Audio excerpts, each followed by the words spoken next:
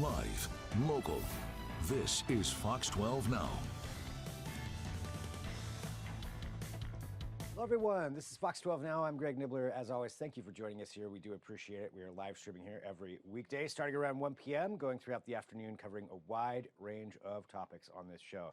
Right now, we're talking about the newly designated Willamette Valley Conservation Area. So this is in the Willamette Valley, obviously, in the title right there, but it is a way to protect wildlife and habitat. And we're going to go into explaining what exactly that is, what it means, how it all works. To do so, joining us today, we have Damien Miller from the Willamette Valley National Wildlife Refuge Complex.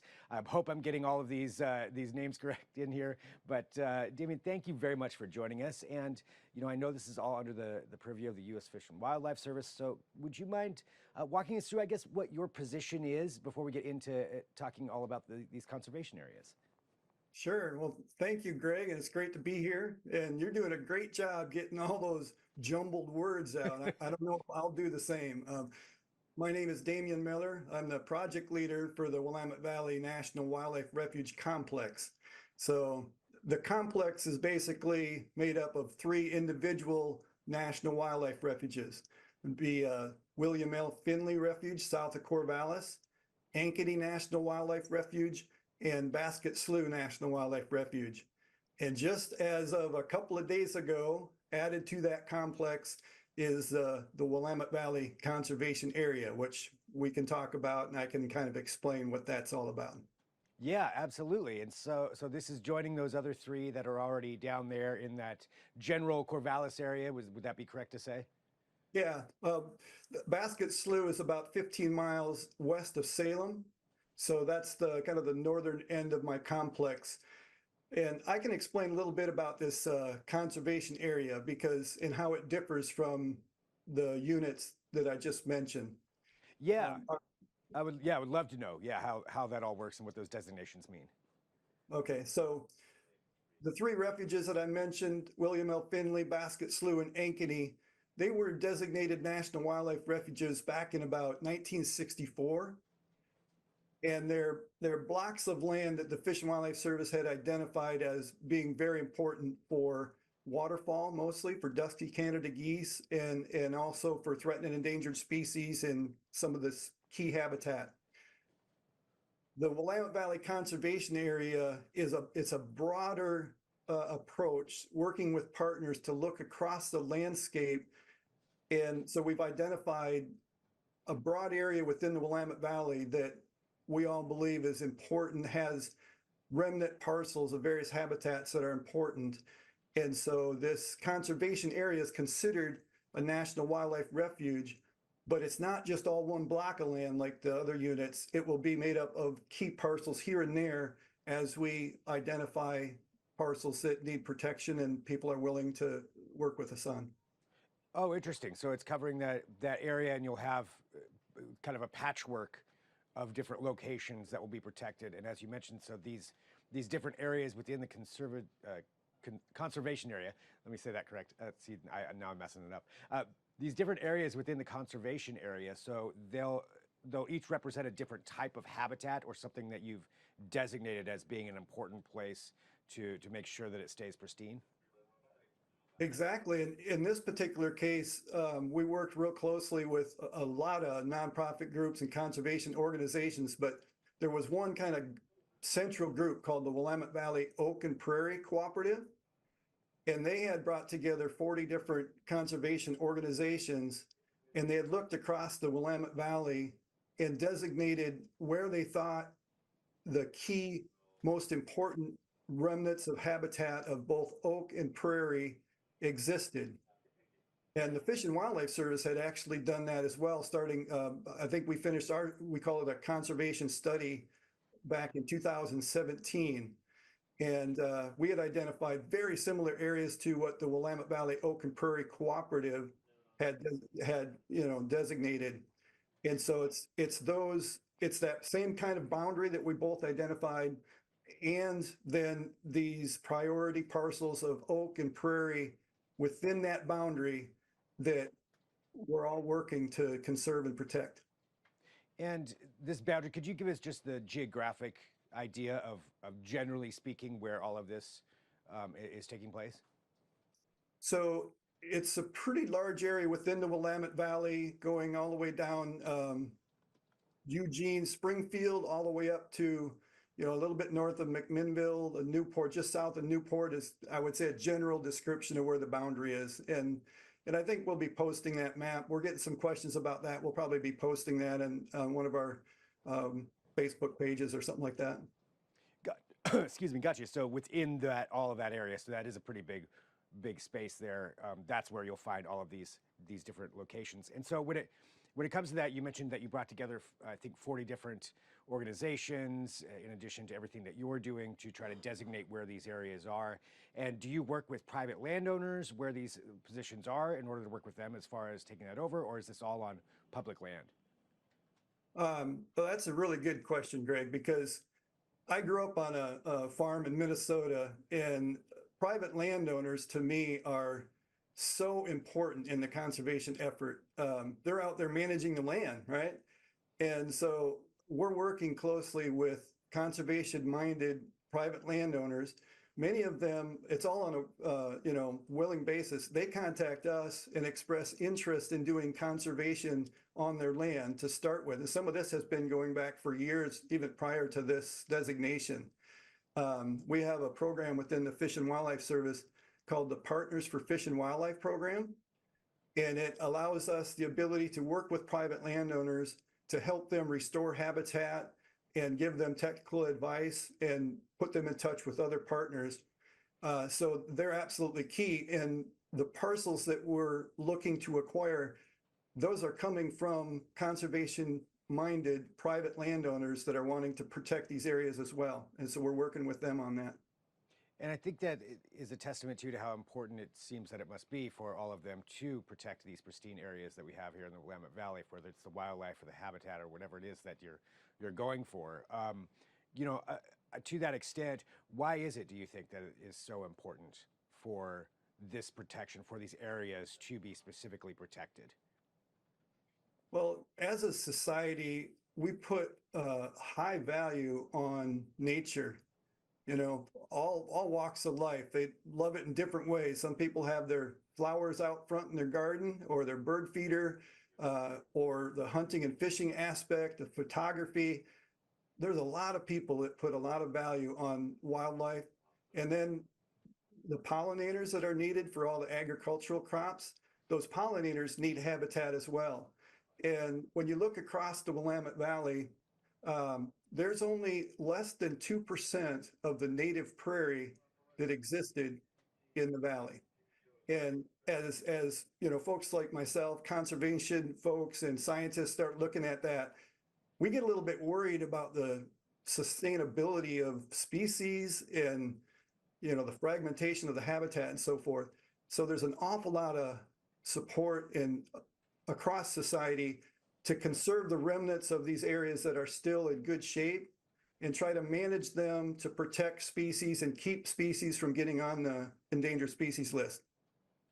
When you talk about those specific species and the various kind of wildlife there, could you maybe give us an example of some of those that are protected through this new conservation area? Sure. We held a big celebration event here a couple days ago, and I said a few words about that. One of the parcels that we just recently acquired, which was our first one that established this as a conservation area, we call it the Diamond Hill Wetland. On that particular parcel, we now have breeding short-eared owls, and they have not been documented breeding in the Willamette Valley in about 80 years. So that just gives you one example of how important, and that used to be, land that was not in good shape. We worked with the Natural Resource Conservation Service and the private landowner who had a great vision for the property, restored that property with help from the tribes and the conservation organizations. And now we have short-eared owls breeding. It's meadowlark habitat, streaked-horned lark habitat. It's really a big success story for us. That's fantastic. I mean, showing that it's actually working, and bringing that back. First time in 80 years that's been documented. That's wild. I mean, for this, where you're at right now, in total, is it going to be about 600 acres? Is that what the plan is throughout the entire conservation area? It's more than that. The 600 acres was the first parcel, and I mentioned doing this landscape conservation design. So there's a lot of biologists and scientists in the Fish and Wildlife Service and in the conservation organizations. So we looked across all of this and looked at various species and tried to analyze, like, how many acres do we really need to protect in order to keep these populations stable? So we came up with a number of acres, and then we talked about how much of that would the Fish and Wildlife Service need to protect to do their part.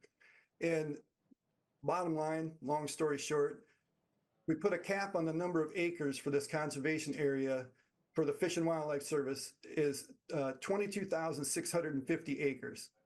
So that's how many acres we have authority to acquire over the many years ahead, working with private landowners and conservation groups and so forth to try to stabilize the habitat for those species. And when you talk about, going up to that many acres, obviously, as you mentioned, years, I'm sure that's how long it'll take to work up to that. But as you go through that, working with the private landowners, is this something that U.S. Fish and Wildlife will be the caretaker for these pieces, or will this be working in conjunction with some of these landowners who have that on there to where they're helping to take care of it as well?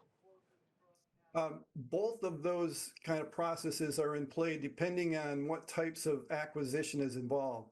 So with a conservation area in other parts of the country, it's been heavily focused on offering conservation easements. And that's a situation where the landowner still retains the ownership of the land, and we just buy certain rights, like development rights or things like that would harm wildlife. In that kind of a situation, we work very closely with the landowner to continue to help manage the property. In some cases, the landowner is wanting to sell us fee title of the property. If we buy a parcel fee title, then the Fish and Wildlife Service is on the hook for full management of that property. Gotcha. So it's finding that balance then in some situations to do that. But as you mentioned, working with these people who own the land, who are conservation minded and want to protect all of that as well. Looking at where you're at right now, you mentioned the goal of the land. What are the steps right now? You have the 600 acres. You're talking to all of these people. What are the next steps that people can expect, or maybe that they could actually see in action? So we acquired the first parcel, and that has officially established the conservation area. Now we will continue to reach out to other landowners that have expressed interest. And we're in the process of doing that already. There's other landowners that have engaged with us.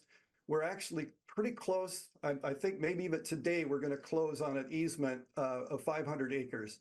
And so we're already starting to, reach out to folks and then we go out and, if someone expresses interest, my staff and I will visit with them, talk about the goals, look at their land and identify whether or not it meets with the habitat and the conservation goals of what we're trying to get to. And if it is, then we work with them on the process. And for everyone out there, who's learning about this and understanding it, what do you think is the most important thing for them to know about when it comes to the establishment of the Willamette Valley Conservation Area? I think it's really important for all of them to know that here in the Willamette Valley, there is an amazing network of conservation-minded organizations, landowners, nonprofit groups, agency people that are all working together to conserve these important pieces. And if they want to be part of that, they can learn more about the Fish and Wildlife Service. They can learn more about these conservation organizations, support them, get involved. But what all these groups are doing is really thinking long-term about the sustainability of our ecosystem, providing a resilient and sustainable network of oak and prairie habitat for species and for people to enjoy. So over time, some of these parcels may be open for, public access, for photography, things like that. So I'd like the public to know that and be supportive, and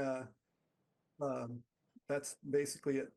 Yeah, all of that is fantastic. Well, I want to say thank you very much, Damien, for some of your time here today to walk through this and explain it to everybody. I think that's really important of getting that information out there so people know, all this work that you're doing and working with all of those people in the Willamette Valley to protect those areas for everybody. And so thank you very much for being here with us today on Fox 12 Now. I really appreciate it.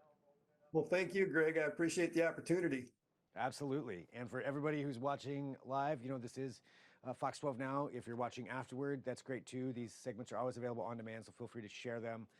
Let other people know about what we're covering here, and we try to bring you information like this and informative stuff about things that affect all of us and protecting, our natural wildlife and habitat areas like this organization is right there with this designation. So we have more coming up throughout the afternoon at 1:30 p.m. If you're watching live, I'll be back and talking to Eric Gordson from Around the House Northwest, and he's going to give a preview of this week's episode, but also talk about some tips and tricks and advice of some of those home projects that you need to be doing before the rain comes. I know it might rain this weekend, but before the October rain, some projects that you probably should be getting done. So he's going to have some advice on that. But that's coming up again at 1:30. So come right back to wherever you are. I will be here, but I'm going to take a break right now. We'll regroup.